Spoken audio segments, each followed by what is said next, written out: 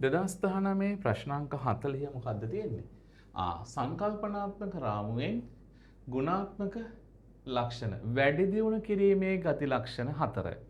මූලික ලක්ෂණ 2යි අපි බලමු. මූලික ලක්ෂණ 2යි වැඩි දියුණු කිරීමේ ලක්ෂණ 4යි. එහෙනම් ඔන්න ඔය වැඩි දියුණු කිරීමේ ලක්ෂණ 4 කියන්නේ. අපි දැන් ආයෙසරයක් කියනවා. මාතක තරහ වෙද්දී දන්නේ එකම දේ ආයෙ විස්තර කරනවා කියලා. මූල ප්‍රකාශන වලදී ගිය අවුරුද්දයි මේ අවුරුද්දයි දෙකම ඉදිරිපත් කරනවා. ඇයි? සංසන්දනාත්මක බව රැක ගැනීම සඳහා.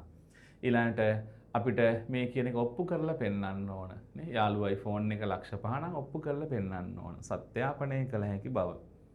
ඊළඟට ටැග් ගාලා මූල ප්‍රකාශන හදලා දෙන්න ඕන. ඒ කියන්නේ ටෙස්ට් එක තිබ්බොත් ටැග් ගාලා ලකුණු දෙන්න ඕන. කාලීන බව. ඊළඟට නේද? එම ගුරුතුමා නේද හරි ෂෝක් එකට ඉගෙනුවා මෙලෝ දෙයක් තේරුනේ නැහැ. එහෙනම් තේරුම් ගත හැකි බව ඔන්න දැන් නම් පුතේ මේක පුළුවන් වෙන්නම ඕන. එක බැගින් ලකුණු 4ක් ඔය වගේ උත්තරේ ලියන්න කම්මැලි වෙන්න එපා. ඒක අවසන්.